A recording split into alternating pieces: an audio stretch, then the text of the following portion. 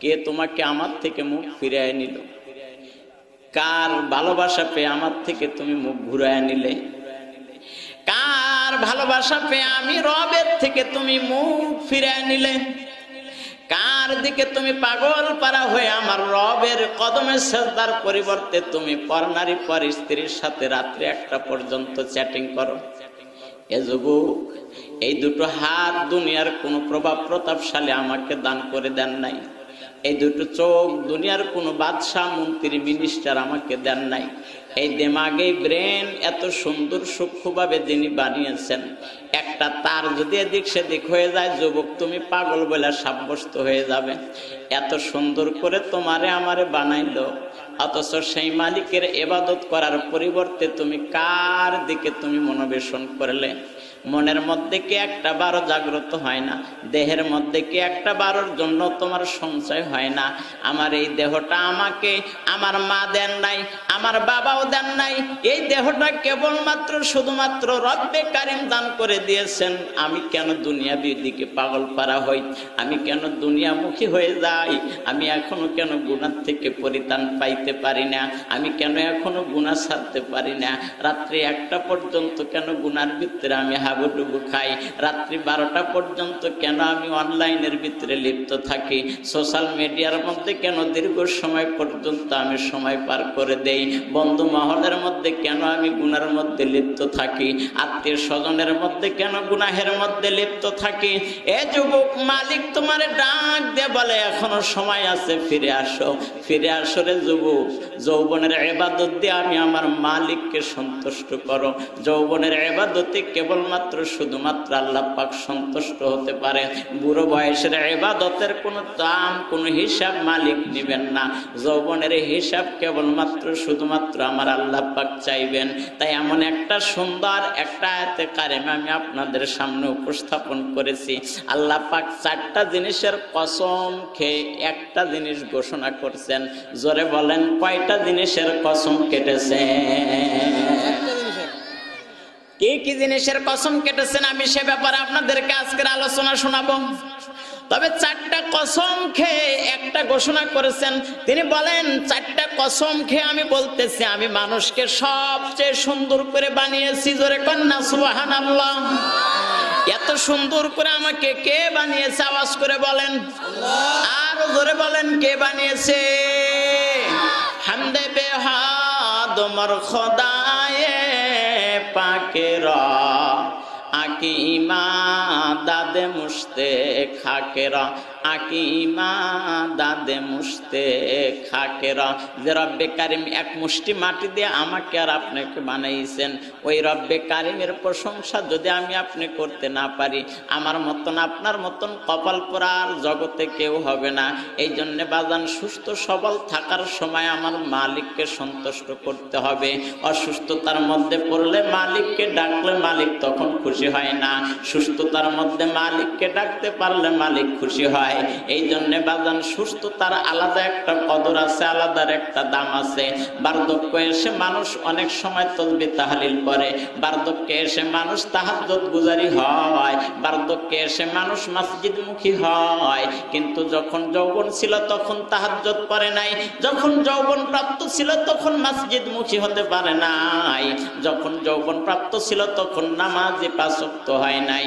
এ মুসলমান ভাইজানেরা আমার, বাবাজিরা আমার, তাই রব্বে কারিম ডাকতে বলেন, ইয়া আইয়ুহাল্লাযীনা আমানু কু আনফুসাকুম ওয়া আহলিকুম নারা। আল্লাহু আকবার বলেন। রব্বে কারিম ডাকতে বলেন, ও বান্দা বান্দিরা রে, নিজে জাহান্নামের আগুন থেকে বাঁচো আর আহাল বাইতদেরকে জাহান্নামের আগুন থেকে বাঁচাও। বর্তমান সময়ে একটুখানি সূক্ষ্ম বিবেকে বিবেচনা করলে বোঝা যায় আমি নিজেও জাহান্নামের দিকে দৌড়াইতেছি, আমার পরিবার পরিজনদেরকেও জাহান্নামের দিকে দৌড়িয়ে নিয়ে যাচ্ছি। জোরে বলেন ঠিক কিনা? মনে মনে চিন্তা করতেছেন, হুজুর এটা কি বললেন? আমি তো জাহান্নামের দিকে দৌড়াই না, আমার আত্মীয় স্বজন জাহান্নামের দিকে দৌড়াচ্ছে না, কারণ আমি মসজিদের একজন মুয়াজ্জিন, আমি মসজিদের একজন ইমাম সাহেব, আমি মাদ্রাসার খেদমতকারী, আমি সমাজের একজন প্রতিষ্ঠিত ব্যক্তি, আমার সমাজে যথেষ্ট দাম আছে, সমাজ আমাকে যথেষ্ট মূল্যায়ন করে, আমার অনেক টাকা আছে, অনেক পয়সা আছে, অনেক সম্মান আছে, অনেক যশ আছে, অনেক খ্যাতি আছে, আমার মতন প্রভাব প্রতাপশালী এলাকার মধ্যে আর কেউ হতে পারে না, কেউ নেই। সুতরাং আমি জাহান্নামের দিকে কেন দৌড়াবো? আমি সমাজের ভালো কাজ করি, মহল্লার ভালো কাজ করি, রাষ্ট্রীয় পর্যায়ে ভালো কাজ করার চেষ্টা করি। আমি তো একমাত্র মানুষ, তাছাড়া তো এই গ্রামে আর দ্বিতীয় কোনো মানুষ দেখি না যে জান্নাতে যাইতে পারে। কথা কয় না? আমার কথা বোঝেন নাই? আপনারা আমার কথা বুঝতে পারেন নাকি অসুবিধা বোধ মনে করতেছেন?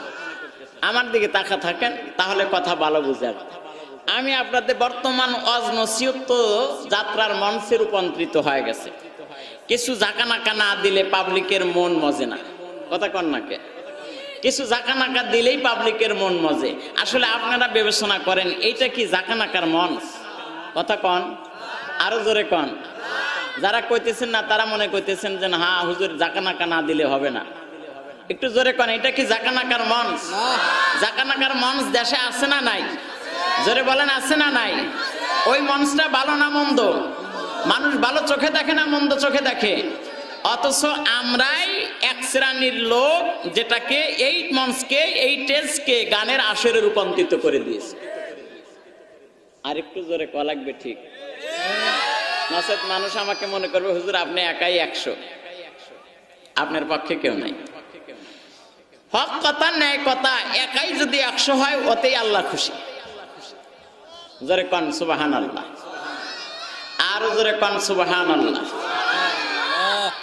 আমি আপনাদেরকে ওই রকম জাকানাকা দেব না, কারণ যে মানুষের মন কোরআনের আয়াতে আকৃষ্ট হয় না, ওর মন পচা গানে, বাউল গীতি, লোকগীতি, সঙ্গীত গীতি, পল্লী গীতি, বাটিয়ালি গীতি, লালন গীতি, কোন গীতিতে মন ভরা সম্ভব? জোরে বলেন, সম্ভব?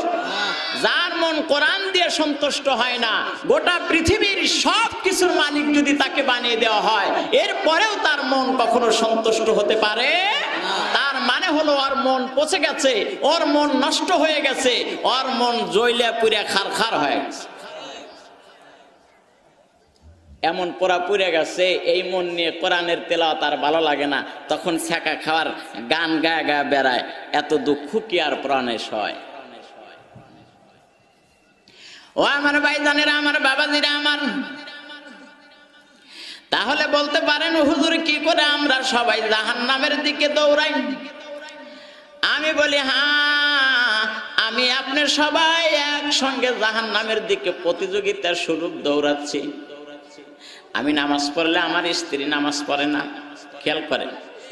আমি স্বামী, আমি নামাজ পড়লে আমার স্ত্রী নামাজ পড়ে না, স্ত্রী নামাজ পড়লে স্বামী নামাজ পড়ে না, সন্তানতে নামাজ পড়লে পিতামাতা নামাজ পড়ে না। আছে না এরকম? পিতামাতা নামাজ পড়লে সন্তানতে নামাজ পড়ে না। আমরা পিতামাতা উভয় যদি নামাজ পড়ি, মেয়েও যদি নামাজ পড়ে, ছেলেটা রাত্রি 12টা-1টা পর্যন্ত ক্রিকেট খেলা দেখেছে, এই সন্তানকে ফজরের সময় বাবাই যদি জাগাইতে চায়, দরদের মা ডাক দে বলে দেখো না, ও খেলা দেখে রাত্রি বাড়ি করে শুইছে। কথা কন না কে? এই যে সন্তানের প্রতি দরদ দেখালাম, সন্তানের প্রতি ভালোবাসা দেখালাম, এই দরদ, এই ভালোবাসা এই সন্তানকে জাহান্নামে নিয়ে যাবে। সন্তানকে যখন জাহান্নামে নিয়ে যাবে, ওই সন্তান জাহান্নামের দরজার সামনে দাঁড়িয়ে দরখাস্ত করবে, মালিক আমাকে পারমিশন দেন। যেনারা আমাকে না দুনিয়ার জিন্দেগিতে জাহান্নামে আসার কাজে সাহায্য করেছে, সহযোগিতা করেছে, আজকে তাদেরকে পদদলিত না করে আমরা নিজেরা জাহান্নামের আগুনের মধ্যে জ্বলতে পারি না। ও আমার ভাইজানেরা, আমার বাবাজিরা আমার, মা বাবা, ভাই বোন, আত্মীয় স্বজন, আহাল বাইত, সমস্ত মানুষগুলার ভেতর থেকে যেই মানুষগুলা এরকম কাজ করতে থাকবে, নেতা যদি এরকম আদেশ দিয়ে থাকে আর আমাদের কর্মীরা যদি সেই আদেশে পালন করতে বাধ্য হয়, মনে রাখবেন এই নেতাকেও একদিন এই কর্মীরা পদদলিত করবে। আজ না হয় কাল, কাল না হয় পরশু। দুনিয়ার এই ক্ষণস্থায়ী জিন্দেগি সুখ শান্তি সমৃদ্ধি কোনোটাই চিরস্থায়ী নয়, কেবলমাত্র কবরের জিন্দেগির সুখ শান্তি হলো সফলতা। ও আমার ভাইজানেরা, আমার বাবাজিরা আমার, তাহলে আমার আর আপনার জানার, আমার আর আপনার বাঁচার উপায় কি? আল্লাহ যে বলেন দুনিয়ার জিন্দেগিতে সবচেয়ে সুন্দর করে আমি মানুষকে তৈরি করেছি। ভাইজান, পয়গম্বরের একজন সাহাবী হযরত আনাস রাদিয়াল্লাহু তাআলা আনহু, তিনি বলেন আমি একবার পূর্ণিমা জরা রজনীতে, পূর্ণিমা জরা চাঁদের দিন, চাঁদের রজনীতে আমি পয়গম্বরের কাছে গেলাম, পয়গম্বরের বাসার মধ্যে গেলাম। পয়গম্বরের বাসার মধ্যে গিয়ে দেখি পয়গম্বর একটা মাদুরি পাতা বিশিষ্ট, খেজুরের পাতা বিশিষ্ট একটা চাটাইয়ের উপরে শুয়ে আছে। হযরত আনাস রাদিয়াল্লাহু তাআলা আনহু বলেন আমি একবার আকাশের চাঁদের দিকে নজর করি আর একবার পয়গম্বরের চেহারার দিকে নজর করি।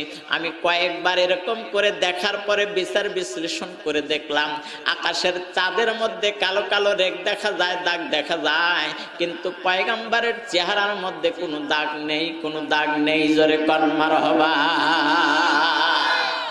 এ মুসলমান ভাইজানেরা, আমার বাবাজিরা আমার, আহকামুল হাকিম রব্বুল আলামিন তাই বলেন দুনিয়ার এই জিন্দেগিতে আমি সবচেয়ে সুন্দর করে মানুষদেরকে তৈরি করেছি। এত সুন্দর করে আমি চন্দ্র বানাইনি, এত সুন্দর করে আমি তারকারাজি বানাইনি, এত সুন্দর করে আমি সূর্য বানাইনি, এত সুন্দর করে আমি চাঁদ বানাইনি। জগতের মধ্যে যত সম্পদ আছে কোনো কিছু আমি এত সুন্দর করে বানাইনি। মানুষদেরকে আমি যত সুন্দর করে বানাইছি, ছোট্ট করে একটা ঘটনা আপনাদের সামনে একটু উপস্থাপন করে যাই বাজান, তাহলে আমার কথাটা আপনাদেরকে ভালো বুঝে আসবে। আজকে এই যে মাহফিলের মধ্যে বসেছেন বাজান, এটা হলো জান্নাতের একটা ওসিলা, জাহান্নাম থেকে বাঁচার একটা মাধ্যম। এই জায়গার মধ্যে আসবেন, বসবেন, শান্তি পাবেন বাজান। এটা আমার কথা নয়, রব্বে কারিম বলেন ফামান তাবিআ হুদায়া ফালা খাউফুন আলাইহিম ওয়ালা হুম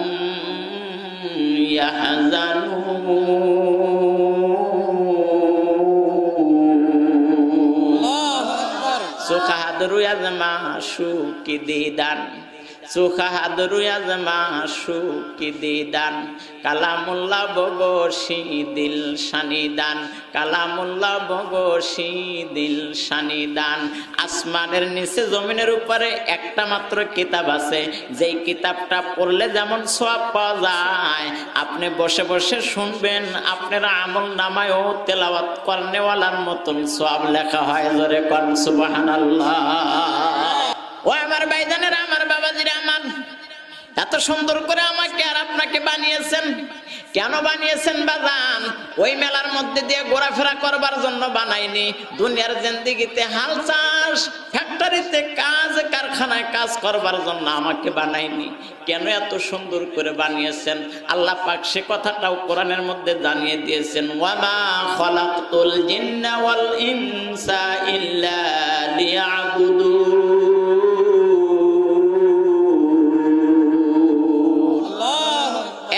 সঙ্গে বলেন আল্লাহু আকবার।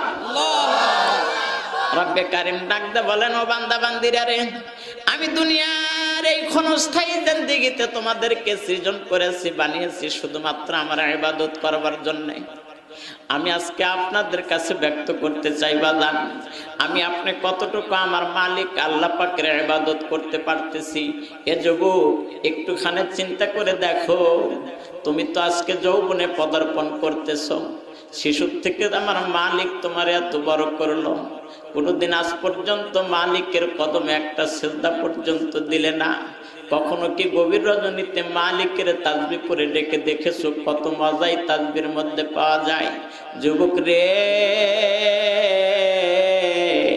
এই বয়সেই তো কত মানুষকে তুমি খুশি করলা, এই বয়সে তো কত বান্ধবীকে তুমি খুশি করতে পারলা, কিন্তু যদি মালিককে খুশি করতে না পারো, এই খুশির কোনো মূল্যায়ন তোমাকে করা হবে না, এই খুশির কোনো দাম তোমাকে দেওয়া হবে না। মালিককে যদি তুমি সন্তুষ্ট করতে পারো, রব্বে কারিম ডাক দে বলেন গোটা পৃথিবীর সব কিছু আমি তোর অধীন করে দেব। আর মালিককে সন্তুষ্ট না করে যদি গোটা পৃথিবীর সব অধীন করার চেষ্টা করি বাজান, সবকিছু আমার হাতছাড়া হয়ে যাবে। যুবকেরা আজকে চাকরি বিহনে ঘোরাফেরা করে, শ্রমিকেরা আজকে শ্রমিকের মধ্যে ন্যায্য দাম পায় না, কৃষকেরা কৃষকের কাজের মধ্যে বরকত পায় না, খামারিরা খামারি কাজের মধ্যে কোন রকমের বরকত পায় না। কেন বরকত পায় না বাজান? আজকে ব্যক্তিগত জীবন থেকে পারিবারিক জীবন, পারিবারিক জীবন থেকে সামাজিক জীবন, সামাজিক জীবন থেকে রাষ্ট্রীয় জীবন, রাষ্ট্রীয় জীবন থেকে আন্তর্জাতিক সমন্বয়। প্রত্যেক মানুষের দিলের মধ্যে বড় অস্থিরতা কাজ করে, বড় পেরেশানিতে কাজ করে। এই অস্থিরতা শেষ হবে কবে? এই পেরেশানিতে দূর হবে কবে? এই চিন্তায় চিন্তিত, একে অপরের সাথে দুঃখের কথা শেয়ারও করতে পারি না। দুনিয়ার কারো কাছে কষ্টের কথা বলা যায় না বাজান। আওয়াজ করে বলেন তো, দুঃখ সুখ দিনেওয়ালা মালিককে? আরো জোরে বলেন কে? আমি আপনি যদি আমার দুঃখের কথা সুখের কথা আমার আল্লাহর কাছে যদি ব্যক্ত করতে পারি বাজান, আমার মালিক আল্লাহ আমার সুখের বন্ধ ব্যবস্থা করে দিবেন, দুঃখকে দূর করে দিতে পারেন। এ মুসলমান ভাইজানেরা, আমার বাবাজিরা আমার, আমি আর আপনি তো গুনায় জর্জরিত একজন মানুষ। এমন কোনো গুনাহ নেই যে আমার দ্বারা সংগঠিত হয়নি। মাহফিলে আসার পথেও আমার দ্বারা গুনাহ হয়, মসজিদে যাবার পথেও আমার দ্বারা গুনাহ হয়, ভালো কাজে কর্তেও আমার দ্বারা গুনাহ হয়ে যায়। আমি যেন গুনায় জর্জরিত একজন মানুষ হয়ে গেছি। এই গুনাহ থেকে বাঁচার উপায় কি বাজান? গুনাহ থেকে বাঁচার পরিত্রাণের উপায় কি? এত গুনাহ করার পরেও আমি আপনি বড় আশা করে আছি, জান্নাতের মালিক যদি কেউ হয় সেটা হব আমি। জোরে বলেন ঠিক কিনা? এরকম চিন্তা চেতনা আমার আপনার মধ্যে আছে বাজান। কিন্তু পয়গম্বরের একজন স্ত্রী হযরতে খাদিজাতুল কুবরা, জোরে বলেন কি নাম? আর একটু জোরে বলেন কি নাম? আমাদের ঘরে অনেকেরই স্ত্রীর নাম খাদিজা, আছে না নাই? জোরে বলেন আছে না নাই? নাম খাদিজা, কিন্তু কাম কি খাদিজার মতন আছে? জোরে বলেন আছে নাকি? নাম খাদিজা ঠিকই আছে, কিন্তু কাম খাদিজার মতন নেই। এ মুসলমান ভাইজান, পয়গম্বরের স্ত্রী খাদিজাতুল কুবরা কত নেককারিনী একজন মহিলা ছিলেন বাজান, কত নেককারিনী একজন মা ছিলেন বাজান। 40 মণ স্বর্ণের মহিলা ছিলেন খাদিজাতুল কুবরা। জোরে কোন মারহাবা।